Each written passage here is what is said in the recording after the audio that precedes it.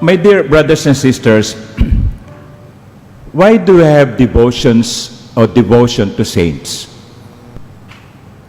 Why does the church recommend that we have personal saints, devotion to them? Well, saints are our friends.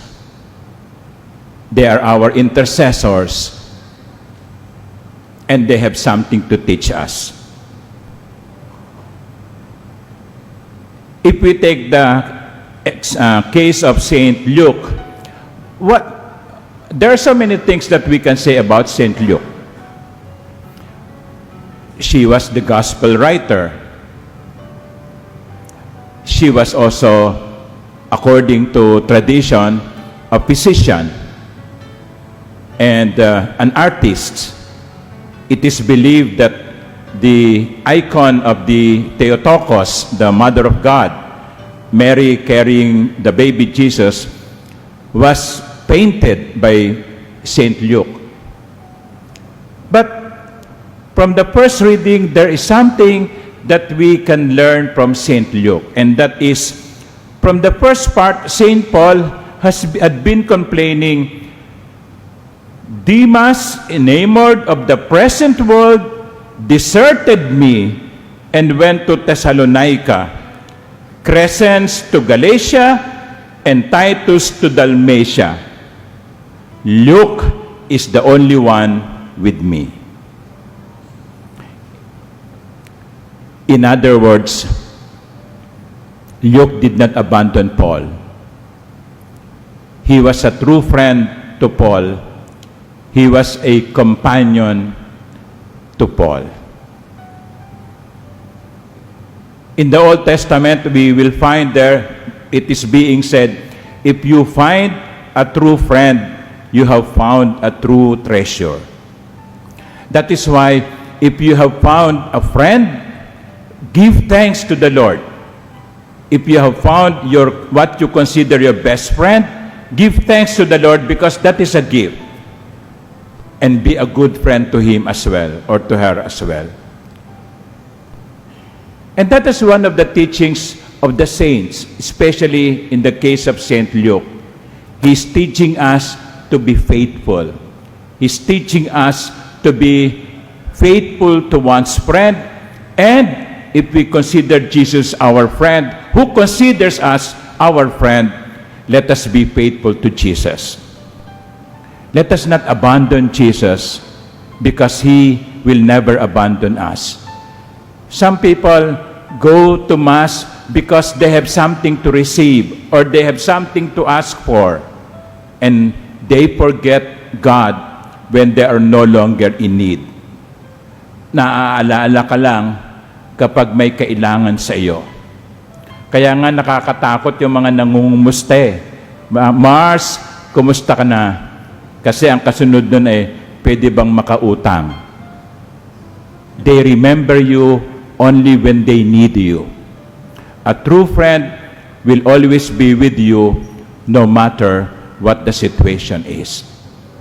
And I guess that is the first teaching that the saints is giving us this evening, to be a faithful friend. And if we go to the life of Saint John Paul II, the second teaching that we can get from saints is this: their Marian devotion. John Paul II was a true Marian devotee. In fact, in his coat of arms, papal coat of arms, the only one where a letter is found, the letter M. In his papal coat of arms, Mary has a special part. And his motto, episcopal or papal motto, is what? Totus tuus. Like Mary, he offered everything to God. Hindi po tayo magiging santo kung wala tayong debosyon sa mahal na Birhen. Hindi tayo magiging santo kung wala tayong pagmamahal sa ina ni Jesus. Kaya tamang-tama nga, yung kapistahan ni San Juan Pablo Ikalawa ay nasa buwan ng Rosario, the Rosary Month. October 22 is the anniversary of his installation as Pope. October 22 is within the Rosary Month. Let us have devotion to Mary, because I say again, we cannot be holy without a true devotion to the Mother of God. At hindi lamang po yung devotion na nagro-rosaryo, gumagawa o bumibili ng imahe ng mahal na birhen. Hindi lang yun. Hindi lang yun yung pag-aali ng bulaklak. Hindi lamang yung pangungulekta ng mga poon. No, hindi lang yun. Ang tunay na debosyon, katulad ng ipinakita ni Maria, ay ang kanyang pagiging laging handang gawin ang gusto ng Diyos. A true Marian devotion is always rooted from obedience, to the Lord. On the obedience to God's will. Many times, the Lord would want us to do something that we do not fully understand. Many times, the Lord is leading us to a way that we cannot comprehend. Why here? Why there? Why me?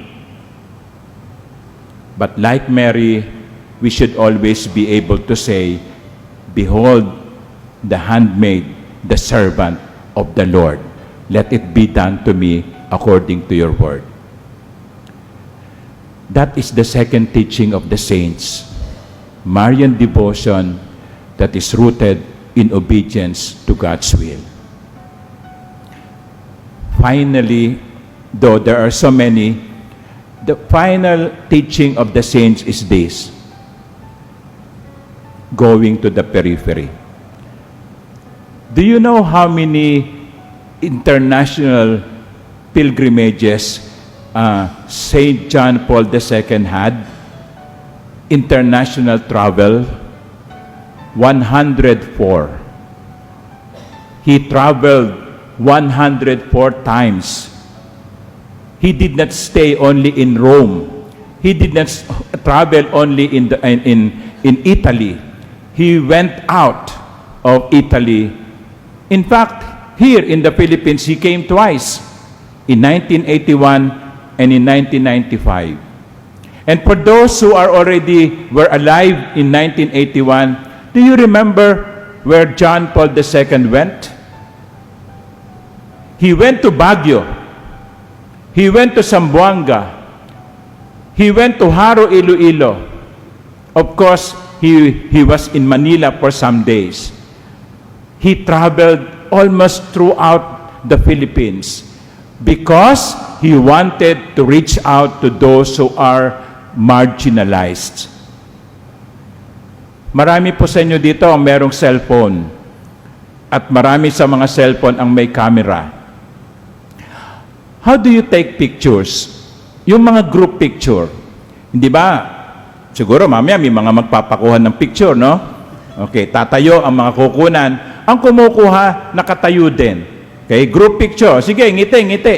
Nakatayo din siya.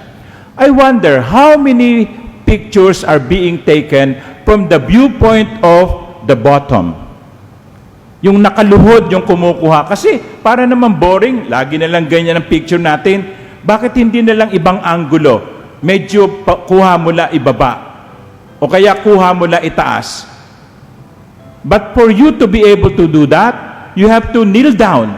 You have to go to the bottom. You have to reach the ground. And that is what John Paul II did in his travels. He went to the periphery. Going out to the periphery was not only Pope Francis' idea. John Paul II already did that by traveling to as many countries as possible because he wanted to reach as many people as possible. Anong challenge nito sa atin? Baka siguro magandang paminsan-minsan lumabas tayo ng ating mga lungga. Lumabas tayo ng ating mga nakasanayang sitwasyon. Baka paminsan-minsan kinakailangang puntahan natin yung mga lugar at mga tao na hindi natin madalas puntahan. You know, I try at least 2 or 3 times a week to walk around Intramuros. That's about 4 kilometers of walk. And I want to pass through the areas or streets that are normally ignored.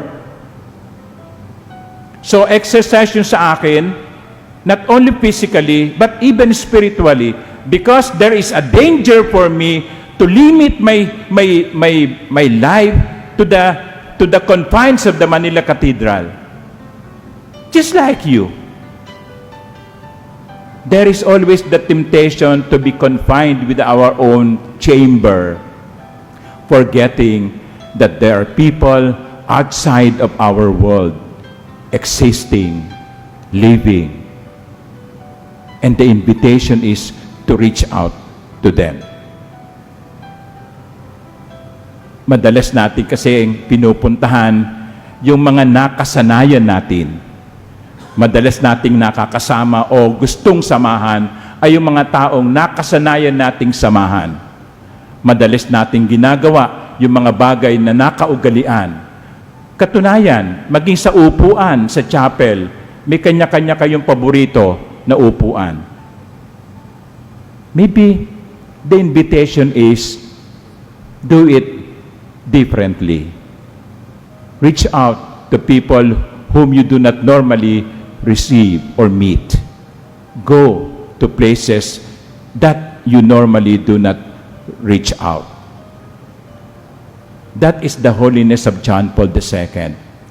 He was a Marian devotee and he reached out to the people in the periphery. Those are the teachings of the saints.